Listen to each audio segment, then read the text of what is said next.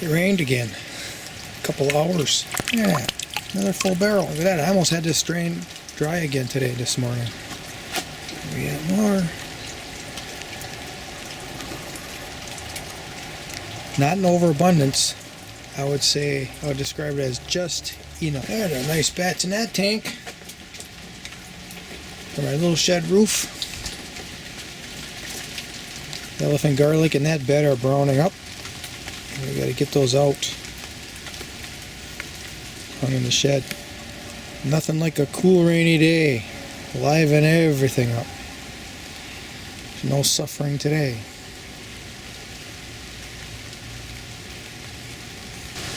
And these little Nanking cherries are tasty.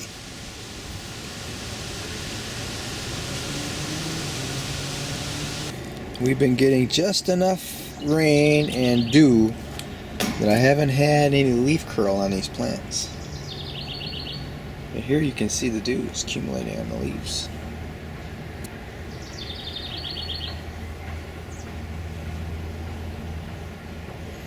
This is a Three Sisters circle bed. That's how the natives used to plant them, in circles. At least that's what I read.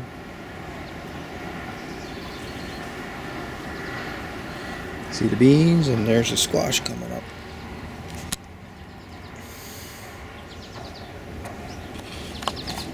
Beans in the center of this schematic.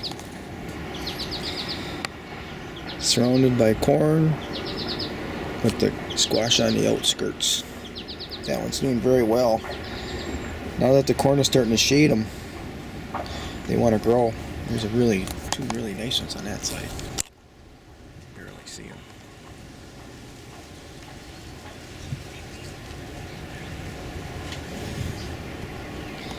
Little different planting schemes on these next two.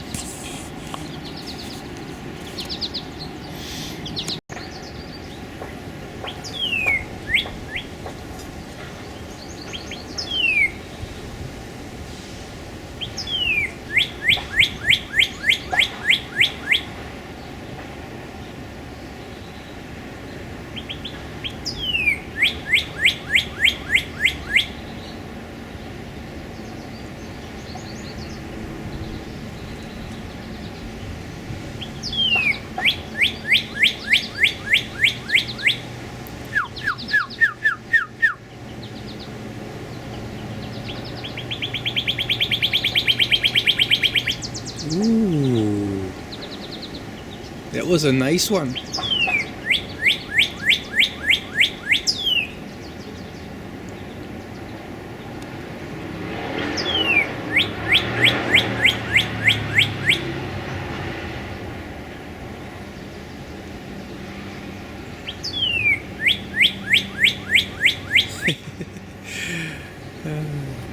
Grow here kind of wild, unattended is probably the better word.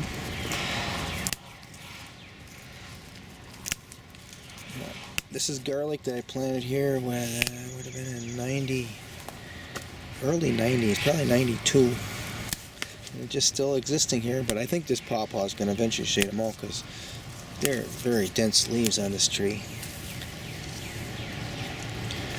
You can see not a lot of sun gets through that canopy. And this is just a young tree. So, although I've had garlic growing like crazy all through the backyard here that I haven't attended to, it's probably going to go away. I don't eat anything anymore, so I'm not going to eat this now, but I'll pull it apart. You can see these are the bobels here. Right there, see that? I think that's a delicacy. These are very small plants. The bobels get much larger on the plants I'm taking care of. I got all those I'm going to pick right now. My pocket is nearly full just on these little guys. But here, when I pulled out of the ground, you can see that's how big the cloves are. Tiny, tiny, tiny. I actually rejuvenated some of these little cloves, and they turned into just regular, normal, big plants once I started caring for them. It's pretty cool. And here are plants that I'm taking care of. See how much larger these bulbils are, but they're not filled out yet. Wait until you can see the bulges from the bulbils and the outer skin. This one's kind of got a little of it. It's still not big enough.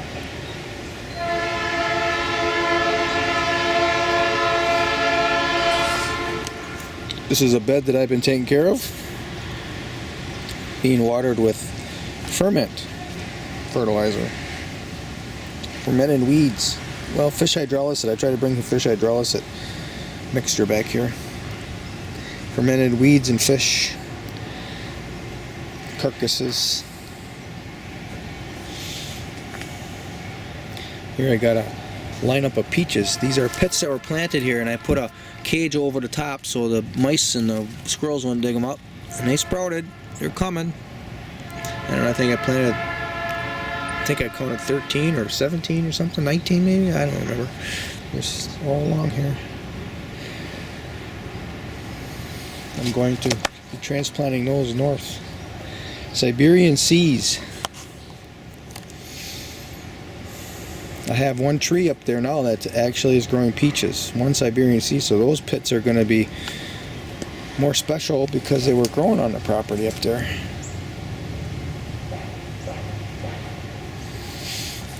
These are French shallots I'm going to be pulling out here. They're holding up pretty good, so I wait until they lay down, really. This one's kind of, see how it's bent right here? That's when I start to, when I see that, then I want to start to pull them out of the ground. I don't want that junction right here to rot. These here are stiff. Here's one that's bent, but probably because I was stepping there more than anything. Ooh. This, persimmon just aborted this flower right before our very camera eyes. But it is holding on to some of them, and they're getting larger. I think we're going to have persimmons.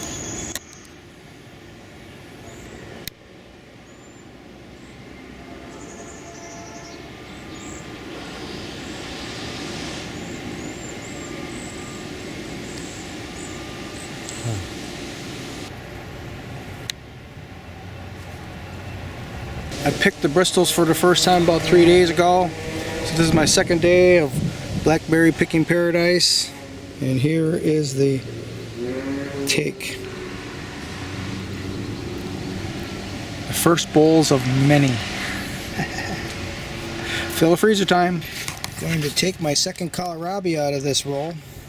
There's kohlrabi in this slot all the way to the end, but the ones on the end, I should show you that. They're not growing that well because they're in the shade, but that's great. That's going to help my succession. And I might just transplant them into the sun once I make some room somewhere else. Let's see, look at the leaves on them. We're going to take this one here. It's shading the lettuce I've grown in here. I have to get in and rip my chop. I eat most of the leaves too. These ones that are really damaged by whatever's eating them, I probably won't eat those. The stems I eat, and the leaves that are intact I eat. And of course what's inside of that luscious bulb. Sitting on my bench here in the shade of this honey locust tree in the center of my prototype food forest, eating the kohlrabi from the garden.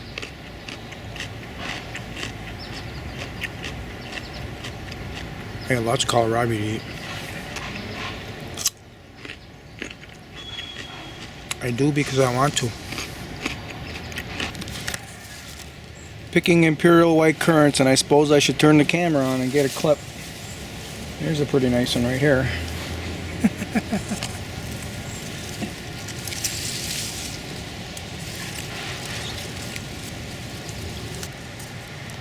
I planted a cornelian cherry in here.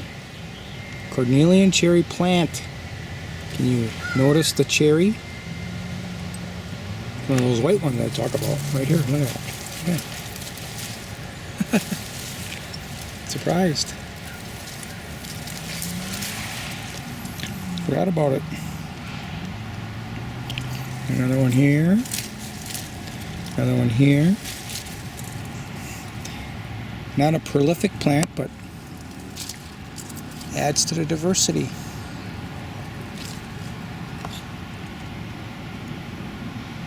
This is a thimbleberry, and I don't ever remember growing a ripe berry. I remember some formed in the past, but they didn't ripen. They fell off before they ripened.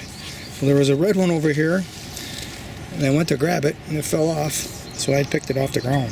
That is a thimbleberry.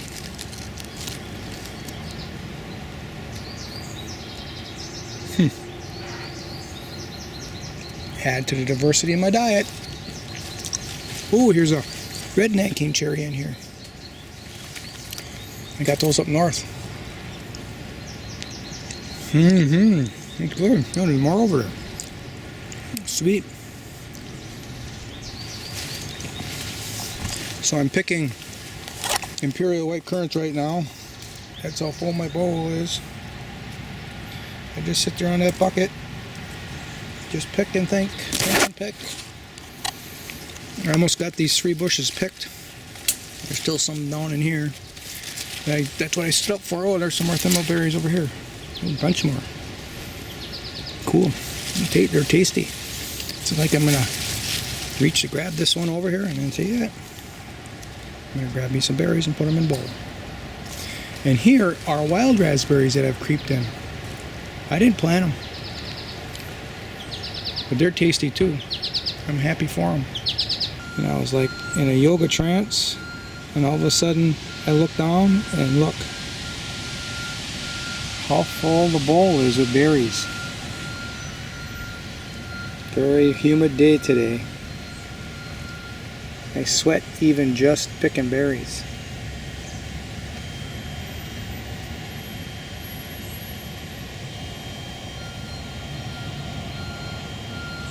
I top the Imperial White Currants off with honeyberries and service berries.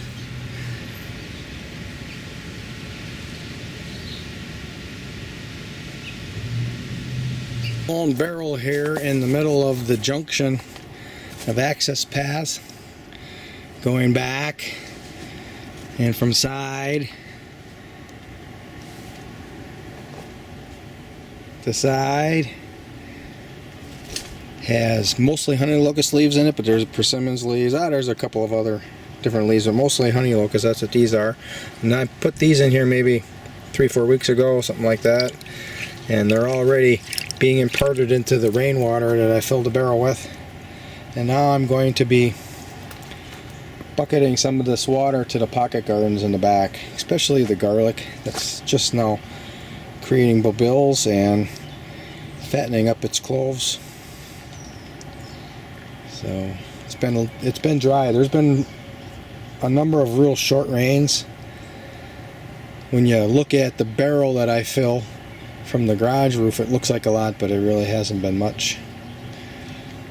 But here in the food forest, everything is very well.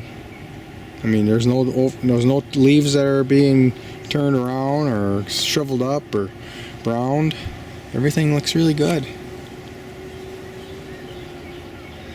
And I haven't watered it at all. The fungi is making water for it. It just takes the hydrogen and oxygen right from the air and produces water.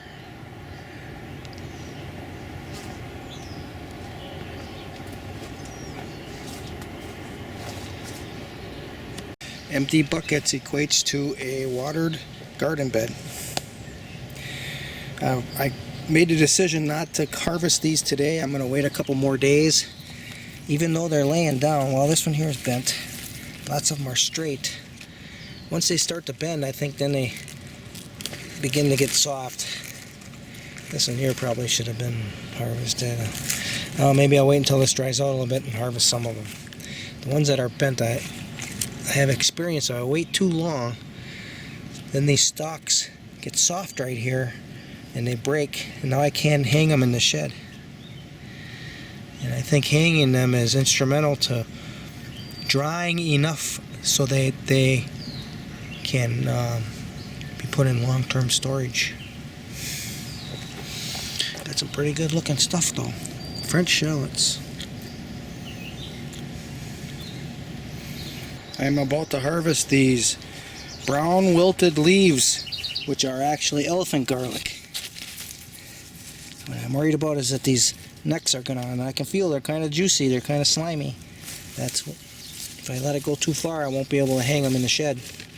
Now I've had it go, I've experimented with just leave them in the ground and dig them up after everything's browned and withered away, and it works.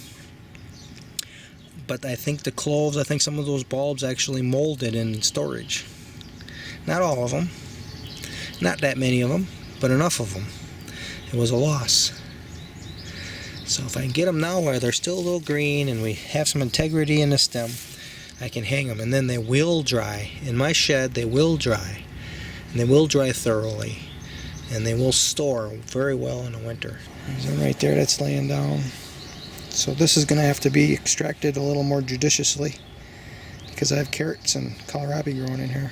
There's the bed free of their elephant garlic, save one. I had 3 little patches of carrots growing and they were very stunted, but they had some decent roots, some of them were an inch, maybe even a little longer than an inch. And I went ahead and transplanted them out so that they were spread out. They're no longer in patches. This one's coming out a little bit, so I'll just push it in there. Yeah. And I watered it in pretty nice.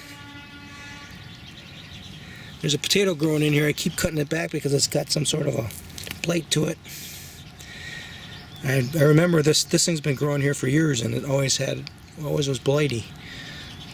I guess I had it in my mind maybe someday it would beat it, but I'll probably have to dig it out and get rid of it, eat it or something. I don't like eating potatoes anymore, but I might eat one.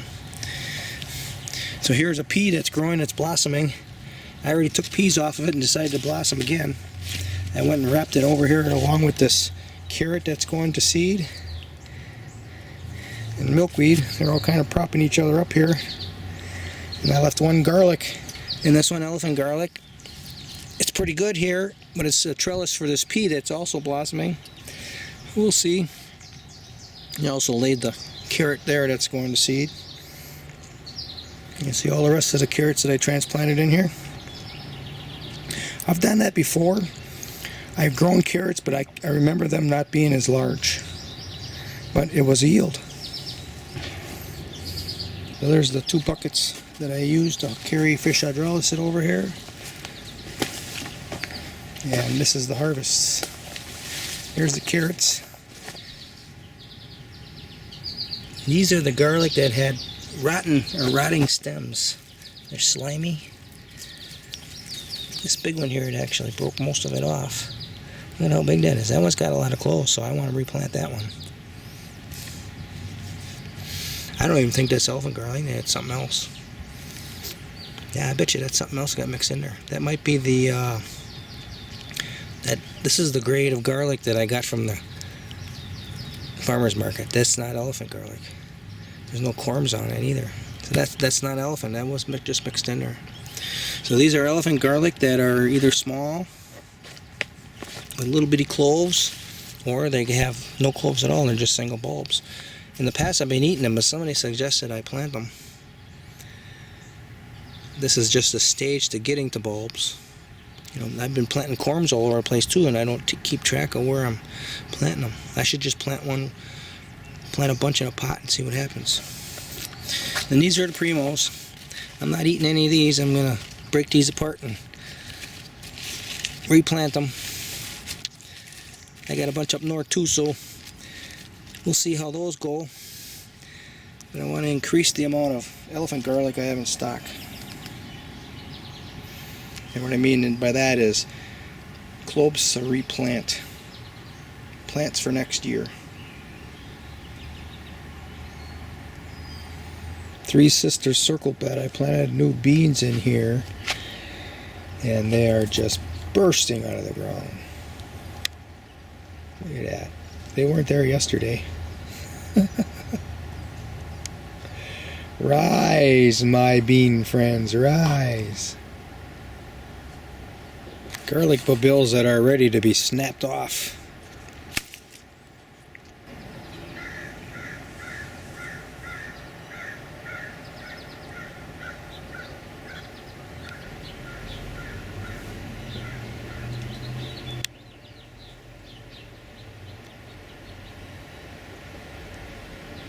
As I hung up elephant garlic in the shed to dry, a whole bunch of bumblebees popped out, and one actually stung me in the chest. And that's what they're defending right in there.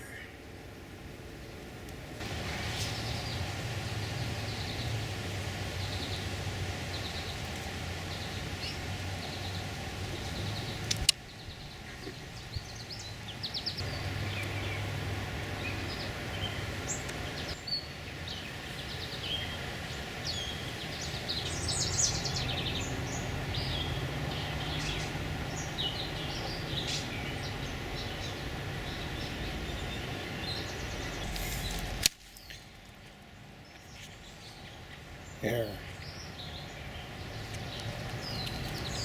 These really need to be picked right now. I'm going to fill my pocket.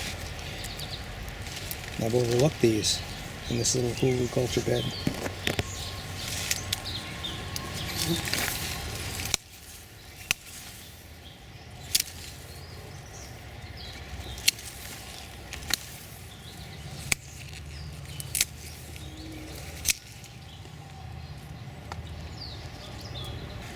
Batch of imperial white currants that came out of this location, which is the point of a hugelkultur that's made primarily of balsam fir, and I remember putting one northern white cedar in with it.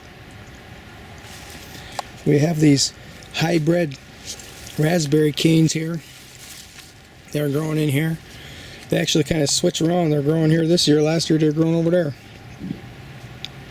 And then there's a male sea buckthorn that is largely dead because of the sapsuckers.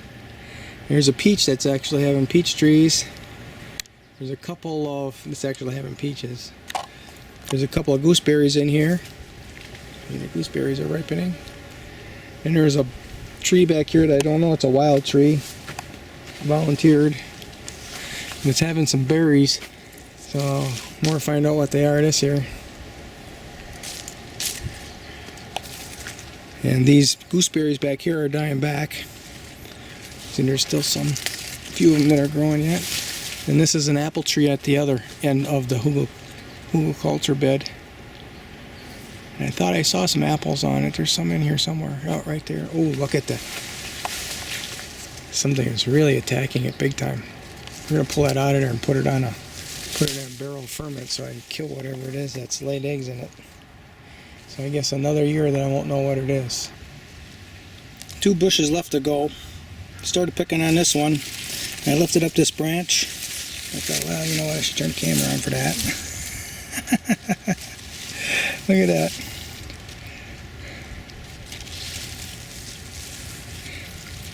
When I was younger, I used to pick these as soon as they started turning color, and I ate them that way. I mean, they were sour. And I thought it was the greatest thing ever because I never ate them before. But now I'm older, I'm a little smarter. I gotta tell you, when you wait until they get yellow like this, they're delicious. They're very ripe.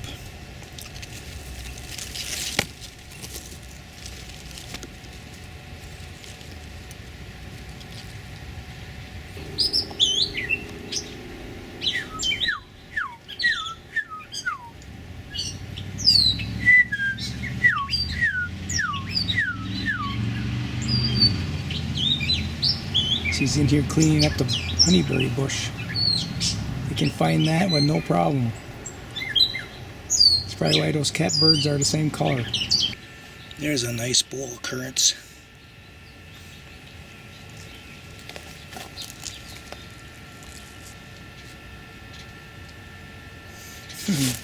Let's do this.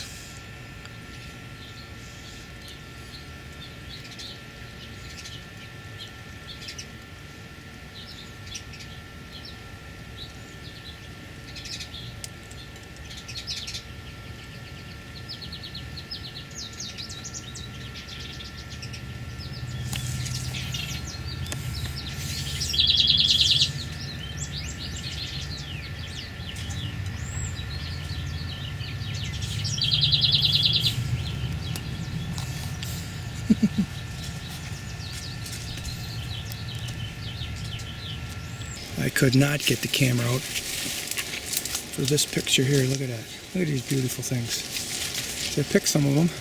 I thought, I gotta get the camera. Look at this. Just look at these big berries. It's huge.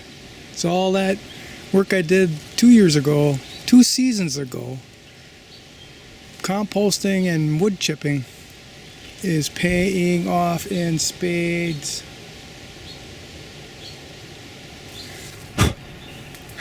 This is absolutely the most wonderful black raspberry picking I have ever experienced.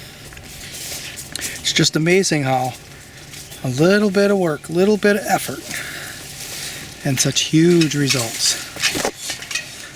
Here they are, look at.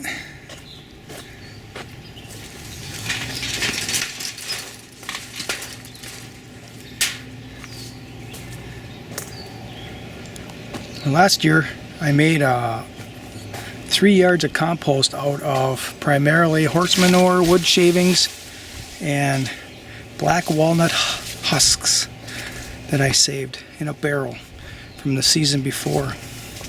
I fermented them in a barrel in rainwater, and I put that compost on those rows, those beds of black raspberries, and then I got a load of wood chips, and I wood chipped the rows between the beds. And that would have been the spring of 22, and now the summer of 23. I am on bonanza. Look at this, look at that.